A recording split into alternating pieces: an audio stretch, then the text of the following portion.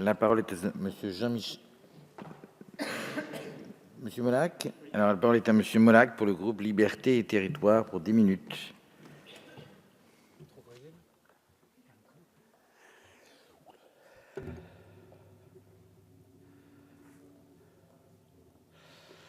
Madame la ministre, Madame la présidente de la commission des lois, Madame la rapporteure, mes chers collègues.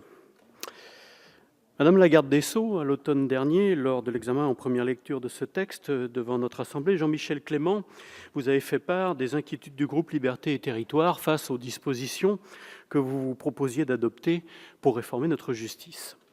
Aujourd'hui, alors que nous allons commencer l'examen en seconde lecture de ces projets de loi, permettez-moi de vous indiquer ces craintes et les nôtres qui sont toujours aussi vives.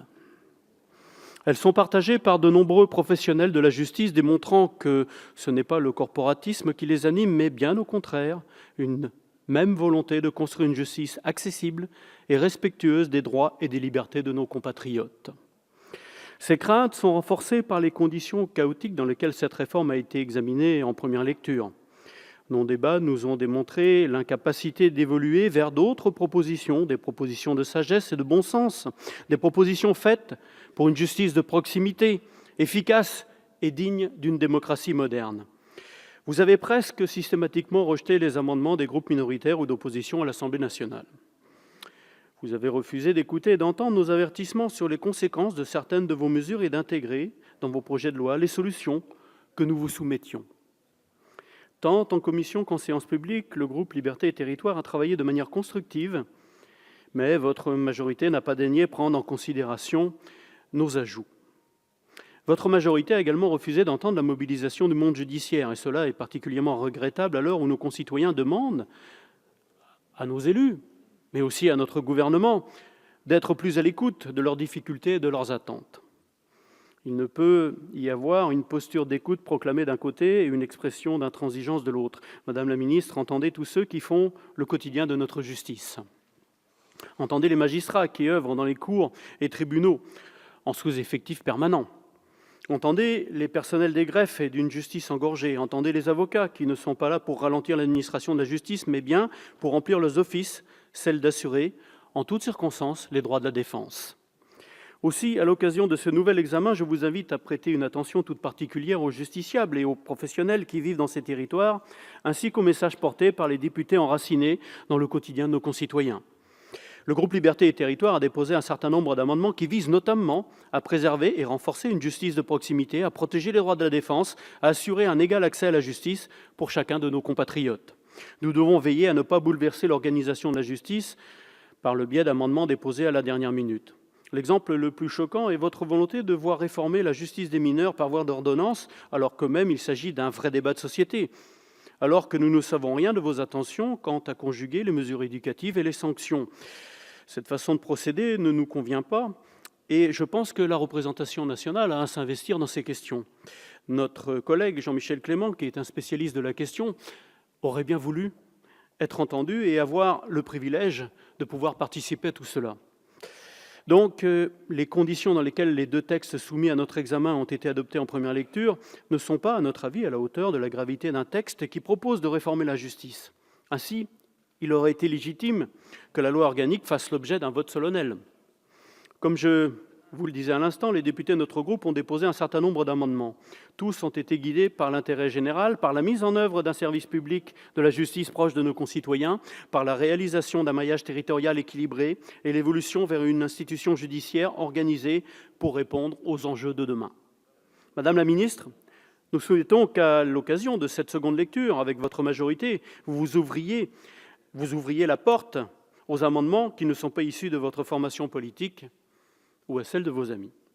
Pendant les campagnes présidentielles et législatives de 2017, nous avions promis, d'une certaine façon, un monde nouveau. Au sein du groupe Liberté et Territoires, nous avons compris que ce nouveau monde allait permettre de réformer le pays en étant à l'écoute de tous, un rassemblement des forces vives de la nation, notamment des forces politiques, pour travailler ensemble.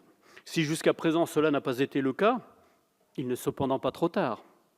Acceptez par exemple la suppression de l'article 52A pour lequel vous demandez à ce que le gouvernement soit habilité à procéder par voie d'ordonnance afin de diversifier les modes de prise en charge des meneurs délinquants. Acceptez aussi de supprimer l'article 53 qui prévoit la fusion des tribunaux d'instance et de grande instance de son ressort en tribunal judiciaire.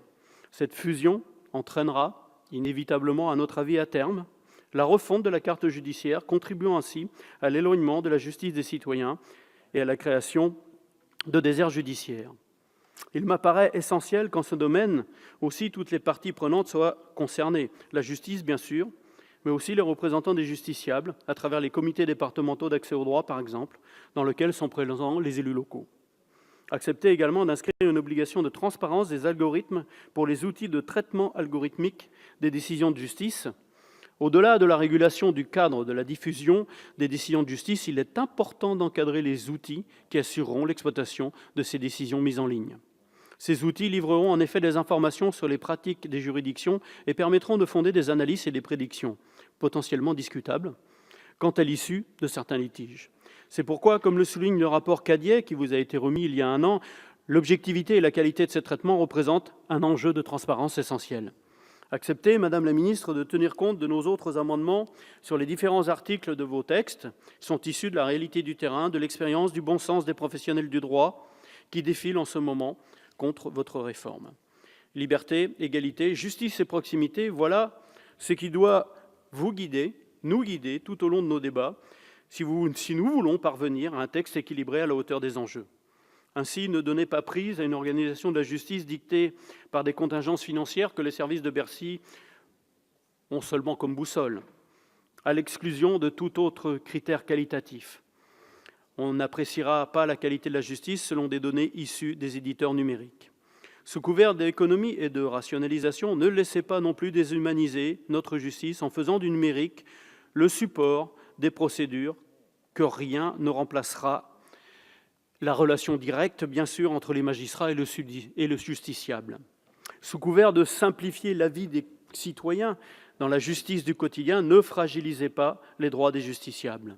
Sous couvert de renforcer la procédure pénale, ne portez pas atteinte aux libertés fondamentales de nos concitoyens, n'éloignez pas la justice de chacun d'entre eux. Madame la garde des Sceaux, cette seconde lecture vous offre la possibilité d'apporter une réponse claire, porteuse d'avenir et respectueuse d'un service public de la justice efficace et tourné vers chaque Français. Un service public de la justice que nous souhaitons continuer d'être fiers de porter comme un étendard, un service public de la justice digne de ce pays qui se dit le pays des droits de l'homme. Je vous remercie. Merci, mon cher collègue. La parole